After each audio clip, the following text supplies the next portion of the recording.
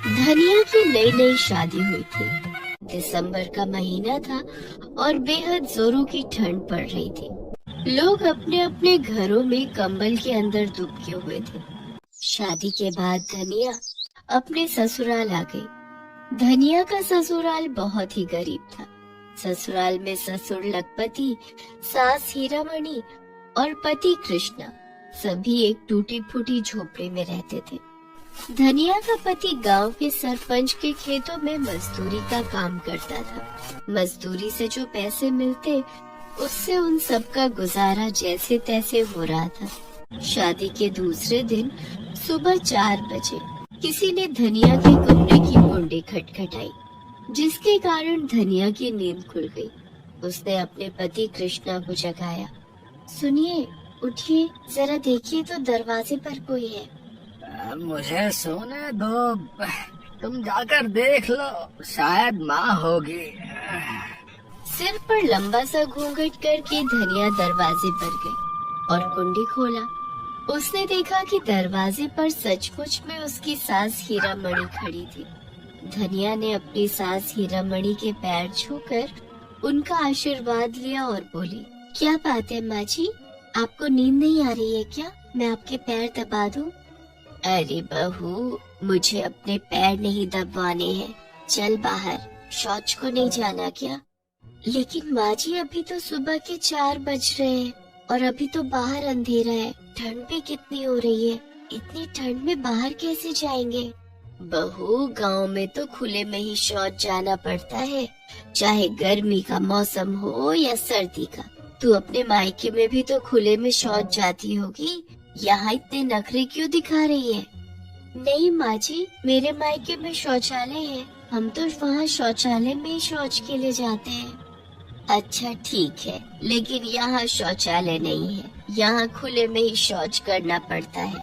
अब दरवाजे पर खड़ी खड़ी बातें करती रहेगी या शौच को भी चलेगी? फिर गांव के सारे मर्द उठ जाएंगे तो नहीं जा पाएगी।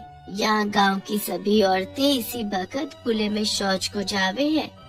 लेकिन माँ जी, अभी तो मुझे बहुत ठंड लग रही है। तो एक कंबल ओढ़ ले और लोटा लेके मेरे पीछे पीछे आ जा। बेचारी धनिया को न चाहते हुए भी खुले में शौच के लिए जाना पड़ता है। वो एक कंबल ओढ़ लेती है और लोटा लेकर अपनी सास हीरामणि के पीछे पीछे चलने लगती है। दोनों सास बहू खेत में पहुँचती है और वहाँ खुले में शौच करने लगती है। लेकिन धनिया को इतनी ठंड में खुले में शौच करना बहुत भारी पड़ रहा था। वो ठंड के मारे कपकपा रही थी और गहरा अंधेरा होने के कारण उसे बहुत डर भी लग रहा था। किसी तरह से वो शौच करके जल्दी जल्दी अपने ससुराल पहुंची और कंबल में जाकर दुबक गई। अरे, इस ठंड ने तो मेरी जान ही ले ली। ऊपर से ठंड में खुले में शौच के कारण मेरी हड्डियां अकड़ गई हैं। ऐसा लग रहा था कि मेरी वही कुल्फी जम जाएगी। लेकिन धनिया करती भी तो क्या, उसके ससुराल में तो शौचालय ही नहीं था। न सिर्फ उसके ससुराल में बल्कि पूरे गांव में शौचालय नहीं था। अब धनिया को कड़कती ठंड में भी रोज सुबह 4 बजे शौचालय के लिए जाना पड़ता था। 2-3 दिन तो धनिया ने बड़ी मुश्किल से काटे, लेकिन चौथे दिन शौच से आने के बाद धनिया तो कंबल से बाहर ही नहीं निकली। उसके पति कृष्णा ने जब उसे आवाज लगाई तब भी धनिया ने कोई जवाब नहीं दिया।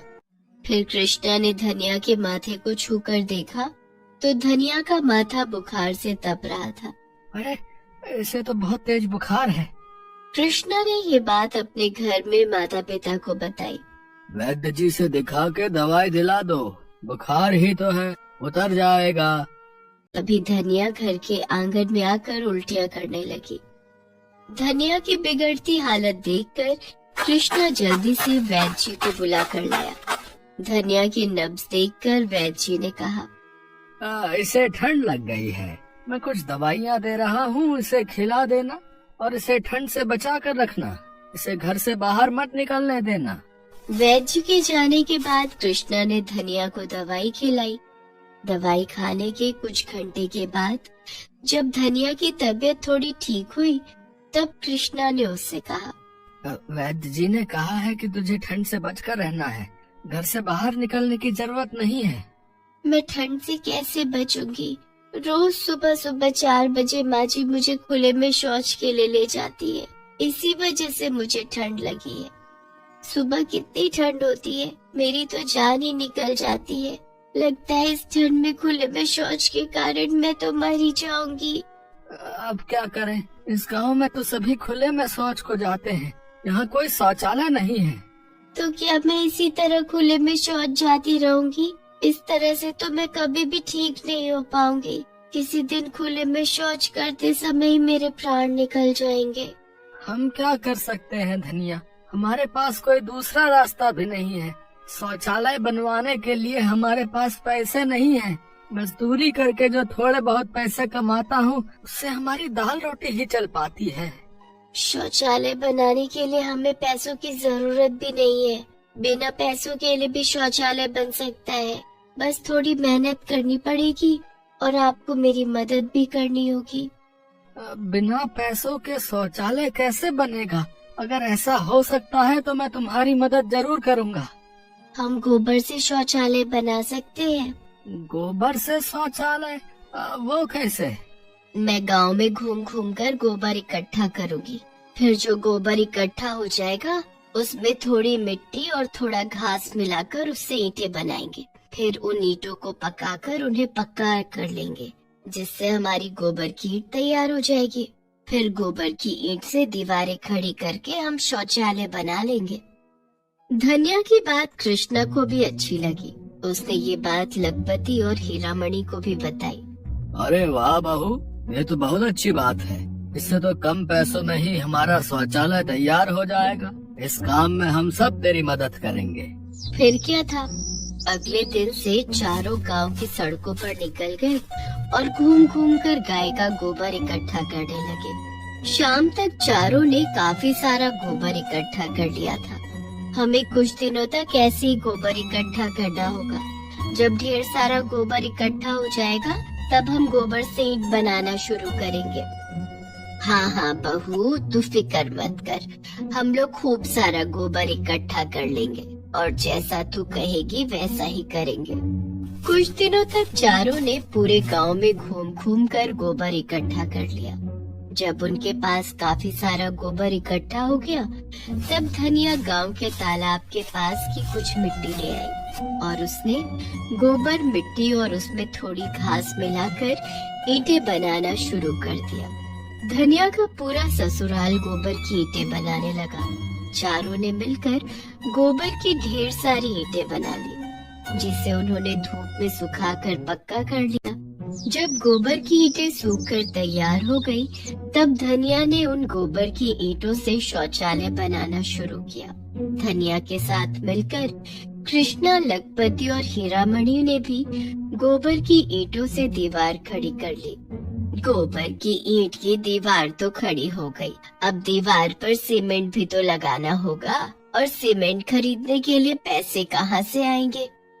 माँ जी, इसके लिए सीमेंट नहीं बल्कि गोबर की जरूरत है। हम ईंटों पर गोबर का लेप लगाएंगे, जिससे हमारा गोबर का शौचालय बनकर तैयार हो जाएगा। अच्छा बहू, फिर तो इसके लिए हमें और गोबर की जरूरत पड़ेगी।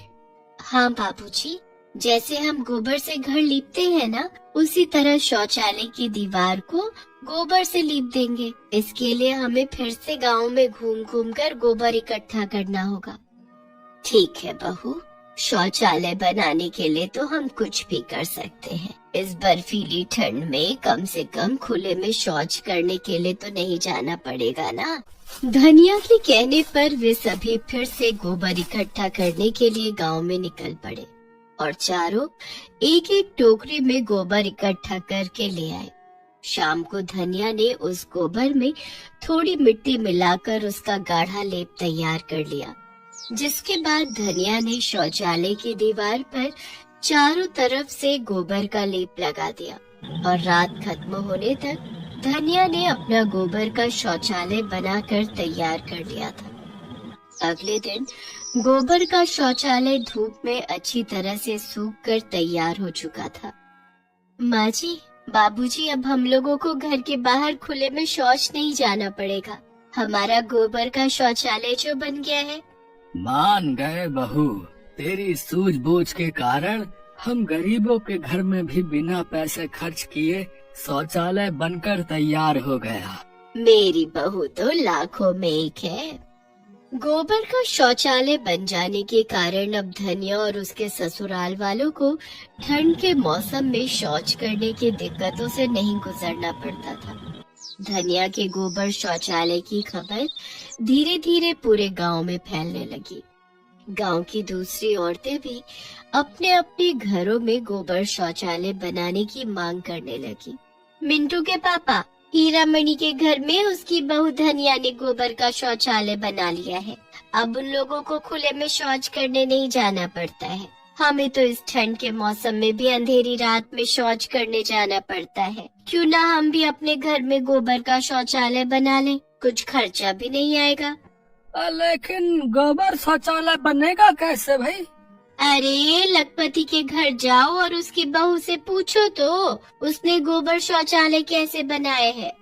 गांव के सभी लोग आपस में राय मशवरा करके लखपति के घर जाते हैं और उससे गोबर शौचालय बनाने की विधि पूछते हैं। देखो भाई लोग, गोबर शौचालय बनाने का विचार तो मेरी बहू धनिया का था। हमने तो उसकी मदद की है। वो जैसा जैसा कहती हम वैसा वैसा करते गए। घर के अंदर से ग्रामीणों की बातें सुन रही धनिया भी बाहर आ जाती है और कहती है, अब आप लोग कहें तो हम आप सबकी मदद करने को तैयार हैं। बस हम जैसा कहें आप सभी को वैसा ही करना होगा। हाँ, जैसा तुम कहोगे हम सब वैसा ही करेंगे। तो फिर ठीक है, सब लोग कल से गोबर इकट्ठा करना शुरू कर दीजिए। दूसरे दिन से धनिया सभी ग्रामीणों को गोबर शौचालय बनाने की विधि बताने लगी और गोबर शौचालय बनाने में सबकी मदद भी करने लगी। और इस तरह कुछ ही दिनों में ग्रामीणों ने अपने अपने घरों में गोबर शौचालय बना लिया।